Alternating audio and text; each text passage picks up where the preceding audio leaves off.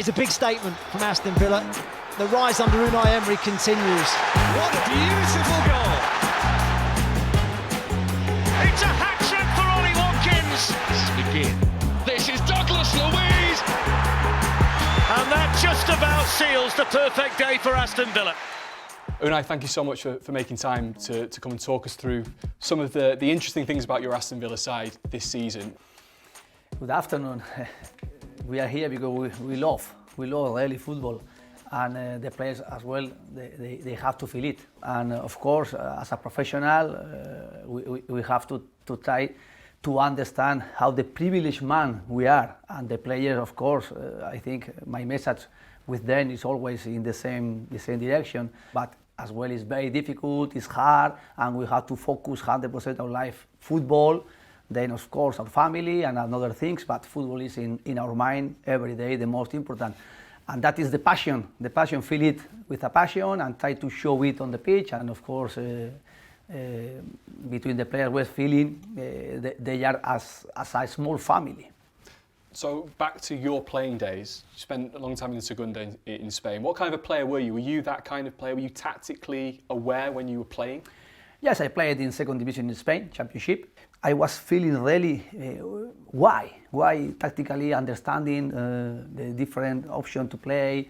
But of course, football changed a lot. It changed a lot when I was a player. Yeah, of course, it's 11 against 11. It's one ball. It's the same field and the spaces to play. But tactically changed a lot. And I think we have to be always involved in every change is coming and really being interesting, try to get it. So when you were playing, did you always think, I want to be a coach? More or less, yes, because my preparation was only football, and finishing football when I was a player, 32 years old, was very young. And of course, then to try to extend my career as a football world was as a coach or something around football. I spent a lot of time trying to enjoy my work and my passion, and I think if I will stop doing less than usually I am doing, I think I'm going to go down. So that coaching journey has brought you to Aston Villa. When you first came in last year, what would you say is the most important thing that you tried to change to make this an Unai Emery team? Try to be organized in the structure with my experiences before in different ways, different teams, different countries. And then try to play feeling confidence. Try to play getting our collective performances, but through individual players feeling confidence and trying to set each player in his best position, and tactically be organized, defensively, offensively, in different situations. John McGinn seems like such an intelligent player. He seems like his passion for the game must make him such a good player to work with. John McGinn is amazing as a person. He feels passion as well as football. For me as a coach and as a person, it's very easy to manage one player like John McGinn, because always he's available, always he's very competitive. Sometimes he's not playing brilliant, but always he's doing his work. Yeah. In the dressing room as well is very important, how he's being with his teammates, always positive, always trying to push, always being demanding as well to improve, to work. I think that is the spirit I want. Well, let's have a look at some of your ideas in action then. Let's start maybe by looking at the structure and the shape of your team, because this season we've seen this kind of shape. A lot of Premier League teams try to play with a back three, a box-in midfield and a front three. This is Manchester City's version of it, where you have here the back three, you've then got the box-in midfield there, and then the front three is all up there. That's how Manchester City set up. This is similar in some ways to how your team does, but different in the way that you kind of get there. And this is kind of what you have ended up with the three, the box and the front three. What do you like about this structure? This set is trying to occupy the spaces on the pitch with the ball and with the ball more or less in the two moments, with the balance. the balance with the players, can play building up, can play trying to drop to get the ball, or trying to be ready to exploit their spaces behind, trying to play as well, getting wide, sometimes as well getting compact inside with the players in case we can lose the ball. And more or less, this is the argue when I am deciding how we can settle the team on the pitch. So you mentioned the width there, and this is maybe the difference that people will see from Manchester City. They create the two in the midfield by John Stones coming in. You have the back three. Is the key player Moreno at left back, who provides that width, and he becomes part of that front three. He attacks so far up the pitch. He was your first signing when you joined as well. With Alex Moreno, I want to use him getting wide and being aggressive in attack, and with Lucas Digne as well. And they have the same characteristic both, but Alex Moreno is maybe a little bit more as a winger, and in the right side, Leon Bailey or Nico Zaniolo getting wide as well, but doing the same like Alex Moreno, but when different characteristics or skills. And as well, sometimes we are using like Alex Moreno in right side with Matty Cash, more or less doing the same work. I mean, this is what I found amazing, is this is the right back, that's your left back, and there's 50, 60 yards between them. Trying to get balance with the position on the pitch, the spaces, so we can occupy the spaces when we are with the ball, trying to control the game with this positioning with the player, and then as well we are finishing the action, losing the ball. Out of possession, it's a little bit different. So we play this through here, lose the ball up there, and the two fullbacks are there and there. What do you want them to do? Maybe it was a mistake. Yes, when you because lose the I ball, didn't want to lose the ball. No, we are no, not organizing for the different steps on the pitch. But there's 5 Brighton but of course, players. yes, in this case, when we are losing the ball in this shape, now we are playing in zone. We are trying to be in zone, and then try to focus each one his man to press. Where is the ball? I prefer usual structure tactically to be in zone. And if we talk about maybe one of the most striking features of your Aston Villa team is the offside trap and playing the offside line very, very high. And this amazed me when we were looking through. Since you came to Aston Villa, over twice as many players have been caught offside against Aston Villa than any other team in the Premier League, which is an enormous gap. This must be really pleasing to see that what you're coaching is working so well. Of course, we are being more successful than not, but sometimes, of course, we are taking some risk, more than I wanted sometimes. But the player is the most important when they were being focused and they were being successful, doing well and being connected between them. But some teams, they are threatening us more than normal. Well, this was amazing. This is the first minute, I think, against Brighton. Yes, but here, for example, everybody's within. Yes, here, for example, the line is, I think, more or less is not so high now here, and when the ball is pressed, when the ball with our man here is pressed, we can hold the line better. Sometimes we can't change so quick and go fast back, and we are holding the line sometimes, taking more risks than normal. For example, here, more or less, the structure is. But it doesn't just work really high up the pitch, which is what I find incredible. It also works right on the edge of the penalty area. And the player, we could pick anybody really in the back line, but the player that I found really interesting here. Yes, for example, here's a mistake because they were not holding the line with Pau Torres. So, true, yeah. we are watching this the same with the player when we are correcting some. Pau, he has to try to. So he should be further up? To set the line, and other players behind him, they have to try to hold. But so here they are not holding the line with him, they are holding Pau. That's who they're looking at. They're looking at Pau, and he's like the line that they should Pau watch. Is the player, the reference for another players to hold the line behind him in the same height. This high line, though, that you do play, does this work without someone like Emi Martinez behind them in goal, who can do things like we're about to see? Does it work without a goalkeeper like him? When we are being high with our line, holding the line high, the goalkeeper, he's doing very good as well. He's doing very well, and he's being very committed. Yes. Because the goalkeeper as well, at the beginning, okay, the distance maybe is a little far for me, and he's as well trying to understand with us and trying to do better, to get better the line, because sometimes we are making in troubles Emi Martinez with some action like that. That's obviously working, and I can't let you go without talking about maybe the hottest striker in the Premier League right now, in Mr. Ollie Watkins. He scored goals before, but the most important of him for us and for me is he's a worker, a hard worker, and he wants always to try more, and he wants always to watch movies of him trying to understand how he can improve. For me as a coach is his behavior, his commitment with the team. Yeah. And then of course we are trying to help him understanding each match different, when we can have spaces in their behind, but I think the best of him is coming. What do you think is the key now to take Villa to the next level, or to get them to take that next step?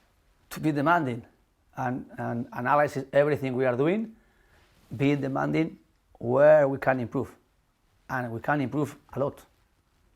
Here we are we are enjoying, we are of course feeling good. We are fourth in the table in the Premier League, we are in the Conference League as well next round. We are in FA Cup playing against Chelsea, and we have very great motivation to get this season something. But we have to improve. I am being very demanding with them. Every player they are here, really, you have to show us you want to do something. We are not here to waste my time, your time, and I am here with good players and trying as well to increase our level, to try to add more players last year, this year, the next year, getting the best level as possible. Unai, thank you so much for your time. Really appreciate you inviting us down. Best of luck for the rest of the season. Thank you very much. So much. Thank you. I appreciate your analysis of us. Thank you. Oh, what a strike from McGinn! It's Phil, is it? John. How you doing? John. McGinn's flick! McGinn in the box. Oh, John McGinn with a delicious finish. John, thanks for taking some time to come talk to us today. Now, you've been at Villa since before Unai Emery came in. From your eyes, what would you say has been the biggest difference that he's made? Oh, there's so many. Obviously, I've had time with a few managers here, all ex-British pros. I wouldn't say similar, they were all pretty different, but he's come in with his own style, really intense. Bit of a days off, may I add. Is he? He flings a few more days off in, but you need them. The detail he shows us, and basically his game plans are second to none, and also the mentality he's brought is just amazing. He's won a lot in his career, and you just kind of rub off that, really. In terms of changing, you've played in a few different positions in the midfield, but the position you're taking up this season, how would you describe it? I thought I was done. Really? At that time, you kind of have a feel as a player. You think, right, at the time the supporters thought I was honking. I'd just come out the team had started doing well again for a couple of games. You're not stupid as a footballer, you think, right, you might start having to look elsewhere, which I did. I spoke to the manager, he had every stat, every detail on his notepad of appearances I'd played for St Mirren, Hibs, goals. And then he asked, what's your preferred position? And I said, just not on the bench. Just not on the bench like the last few games. And he looked through and I thought, what's he going to say here? No, and he went, seriously? And he started circling positions. And I said, yeah, I'd play there. Yeah, I'd play there. Yeah, I'd play there. So did he have an idea of where he wanted to play you, do you think? I don't know. I think he was getting a gauge on why I hadn't been playing so well. Why he then brought up the Scotland goals. Why are you scoring like this for Scotland? Why are you not for Aston Villa?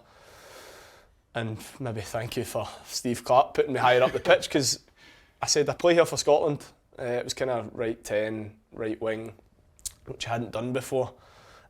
Steve Clarke put me in there, showed a bit of faith and started getting some goals. So from there, he says, okay, he said, tomorrow, this was before we played Man United, tomorrow you might play, you might not. So I thought, oh, get a chance here. But after that, I was like, right, he's brilliant. Like, you could just tell right away. Next game I was on the bench. So that was the next day, and I thought, oh, here we go. Just keeping you on your toes. But I came on, and the next game I started, and ever since then I've played the majority of the games, which has been good. Let's have a look at some of the clips now of you in action this season, and something that you've sort of added to your game has been goals. Well, he looked at my goals for this is here. Nathan Patterson, he was telling me how annoying it was in that position. But from this area, right there. Yeah, I used to run. So I don't know what I used to do. I kind of used to drift here, which so isn't you'd head off what over? So I would over wide. I would over there. I don't even know why. I think I would expect the ball to come back and then I'd get a shot in. But we worked so much in pre-season on this player here getting a cross, not to score. Actually, believe it or not, even though I scored here, but to try and drag Keane, I think it is here, to me, and then get a free header. So you were almost a decoy for Ollie. I saw a couple of times, not a decoy, an option. So mainly this guy cutting across, Ollie coming in the middle. Then you've got Luka if it does come back, and then you've got Musa coming in. Because there's a lot of times where you see myself make that run, or Leon or Jacob, and you don't actually get the ball, but somebody has to come with you, and it opens up the space. So it sort of opened my eyes to what positions to get into, and thankfully I've got more goals in that position. But I mean, it worked because, as you say, you don't just get past one player, you get past two and finish it off. Yeah, but that's Ollie's movement as well, because if Ollie goes to that space, it's no longer there. And in this game, it was slightly different. He brought a defender off. He put Douglas in the middle, and he put me and Yuri as 2/8 to just keep moving the ball wide, moving it wide. So when the ball's out there, what is it that you're drilling? Basically, movements in the box, like we said. Ollie's brilliant at it. I think he obviously gets a lot of credit, and rightly so, for the effort he puts in, his work rate, the goals he's scoring. But in this position before, we would make bad decisions. We would probably shoot here. I was guilty of it. I used to, shot over the bar, and you're drawing 0-0. But getting overloads in wide areas. But even if you look at the numbers in the box, Leon's already in there. It gives better options. And then Ollie and Nico, I'm pretty sure they dragged them away, and thankfully. So I was going to say, because you've got 5 defenders here, 5 in the box. Realistically, 5 on 3. Really, you probably shouldn't score from this position. But it was just constant. I remember the last 10 minutes. It was constant pressure. I thought Nico had made space for me, but I'd actually just get in there. You made it yourself, and nice celebration as well. That was a brilliant moment, because we've been through a lot, obviously, at the club. We nearly get relegated, and then just to get back into Europe and score that goal was a great feeling. And it's not just the goals. In general play, so Villa are so direct, he attacks so quickly. I've read Ollie talking about, he tells the midfielders, he tells the attackers what sort of things that he wants from you. So what does he ask for? He knows as soon as I get the ball, he's on his bike. I'm not afraid to lose it if I can get Ollie in 1v1. That's the best pass. I think what helps is our positioning gives him that space. So that's the thing. So it's building up from the back, but this is what 1, 2 touches, and almost before you play that ball. Ollie's gone, isn't he? But all I could see in that moment, a lot of times I wind him up. I've managed to put him in like this a few times. And this is what he's done himself. I lost count of the amount of times we've got him in this situation, maybe last season or the season before. He would get a shot on target, but he's worked on this so much. You see him outside, he puts a lot of effort in, and I just seen his heels. I didn't actually see him, I just saw the space in his heels, and then it's just an unbelievable finish. I mean, when he's in that position there, where he's squared him up like that, is there ever any doubt now that he's going to finish that off? No. He's brilliant like that, because sometimes he used to drift inside. And he used to allow this guy to come over and get it, and it would get blocked. But to be fair, he does a lot of work with the individual coaches to pick the best moments. And certain keepers as well. Some keepers are stronger at their near post than others. And Ollie would have watched that before the game and thought, right, if I'm getting in that position, he knows where to put it. And those details, I mean, the league's so difficult. Those little details, which I never used to think were important before, but those little details make such a difference. Talking about details, I know from previously when you've been in Scotland, you've talked about if you take more than 3 touches, they're on you, get it up the field. Yeah. Very different under Unai Emery, who's come from this Spanish background. How do you kind of adapt to that different style? It was strange at the start. strange, but I started to realise you've got more time on the ball than what you think. I mean, the game in the Premier League is lightning quick, but everyone's in their certain shape, and some teams will come and fight you 1v1, you need to win your duels, but certain games you have more time and you need to suck someone out to play, and a lot of teams are doing the same thing, but it has been a great learning curve, and it does make you think about football a lot more. Well, it's interesting you say that, because this is a perfect example here of that extra time, is when the ball comes back here. Well, this is fascinating actually, really, because talk me through. So this is what's good about a system, when you've got different personnel on the pitch who have different qualities. Say Ezri's at right back, he's not going to be here, so I'm actually playing right wing in this game, and we work a lot on, if Cashy's in the team, Cashy will go higher. Not all the time, by the way, I'm not giving too much away. No, of course. And then I'll drift actually into centre mid, where I've played obviously previously, but it's back to right wing to defend, back to centre mid, so it's quite fluid in what we're doing, and it becomes unpredictable for teams. So this scenario, and quite a lot of scenarios, I know where players are before I look up. We play it through very slowly, because so many players will just pop that off there, straight back to Diaby. You take a touch and calm it down almost, and as soon as you do, well, I'm laughing here because the manager used to scream at me at the start, "McGinn, calm." and then here, I just at the corner of my eye, I could feel Estupinian, who is a nightmare to play against, by the way. I could see Cashy on his bike, and it's a great ball, and one of them you just have a wee cheeser running away, knowing you've had a part to play in it. It's interesting that sort of calming down and putting your foot on the ball. I know Pep Guardiola calls it the pausa, like sort of taking everything down a notch and putting your foot on the ball. Probably the best we've seen in the Premier League maybe was David Silva, who Unai coached in Valencia. Is he someone that maybe Unai's shown you clips of, like this is kind of the thing that I want, that calm-headedness? Well, actually not. There's a player at Villarreal who I've watched, I think I know him inside out now, right. Manu Trigueros. I think he was a big player for Villarreal under the manager, and spent a lot of time with the individual coach. When he was playing a lot of through balls, and he said the manager used to hate him for it, but he played him every game because he would try, and he would understand the system, and he was flexible, so sometimes Trigueros would play as a 6 or wide or up front, and I think they would compare me to him rather than David Silva, but if he wants to show me David Silva's clips, I'd be more than happy to be. We're happy to make the comparison if it makes you feel better.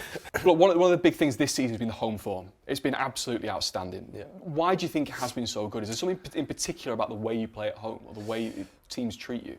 Well, Aston Villa is a demanding place to play. Villa Park especially. For years they've had successful teams at home, attacking constantly. And the manager brought in a certain style. At the start, they were moaning and groaning a bit, the supporters. And I think he's educated them a little bit in, this is the way we need to be if we're going to be successful. And to be fair, everyone has bought into it. Obviously, with you being so good in the league, are teams maybe treating you more as like a big team, one of these teams that they sit in and they almost respect you more?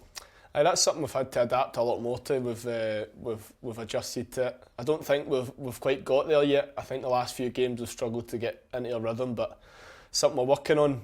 Previously, when the manager came in, teams were coming at us and there was much more space, and like you see the goal against West Ham, that was us at our best. But now teams maybe wouldn't push the right back on, they'll keep him in, and then it's how do you break that down. So it's a new challenge, but an exciting one, and certainly one we're not complaining about. And those challenges, with you wearing the armband, being the captain, do you feel kind of maybe an extra responsibility that you've got to try and be the one to impress the manager's ideas on the rest of the squad? No, not really. I think I just try and lead with the way I play individually rather than talk for talking's sake, really. Some players are better at it, they just naturally communicate. I speak more off the pitch, you can't shut me up. But on the pitch, I like to just try and lead with the way I play, and hopefully just giving 100% every game can drive the team on. John, I could stand and talk to you all afternoon. We've got to let you go, but I really appreciate your time. Thanks a lot. Thank you very much. I appreciate it. Thanks a lot. Top man, John.